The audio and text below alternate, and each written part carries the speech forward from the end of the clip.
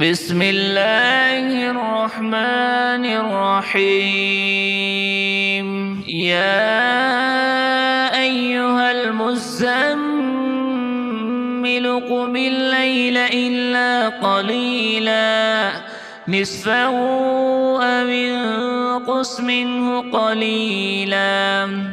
أو زد عليه ورتل القرآن ترتيلا إنا سنلقي عليك قولا ثقيلا إن ناشئة الليل هي أشد وطئا وأقوم قيلا إن لك في النهار سبحا طويلا واذكر اسم ربك وتبتل إليه تبتيلا رب المشرق والمغرب لا إله إلا هو فاتخذه وكيلا واصبر على ما يقولون واهجرهم هجرا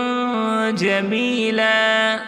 وذرني والمكذبين أولي النعمة ومهلهم قليلا إن لدينا أنكالا وجحيما وطعاما ذا غصة وعذابا أليما يوم ترجف الأرض والجبال وكانت الجبال كثيبا مهيلا إنا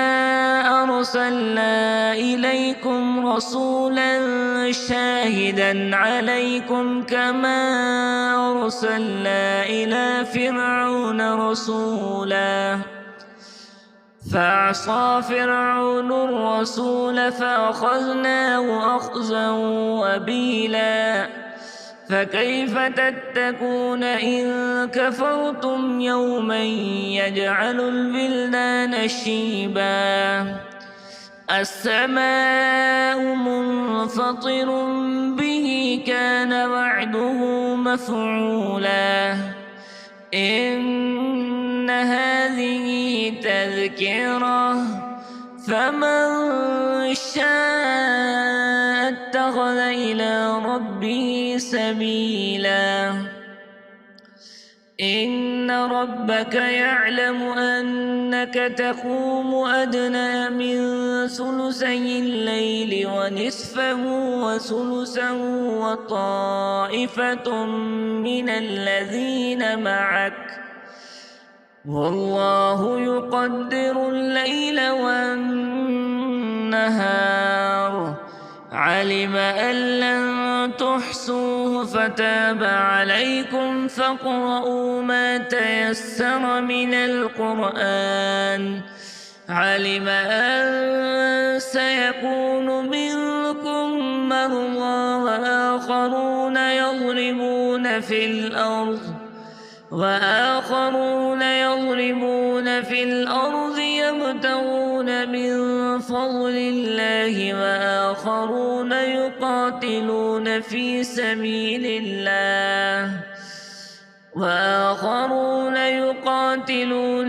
سبيل الله فاقرؤوا ما تيسر منه وأقيموا الصلاة وآتوا الزكاة وأقرضوا الله قرضا حسنا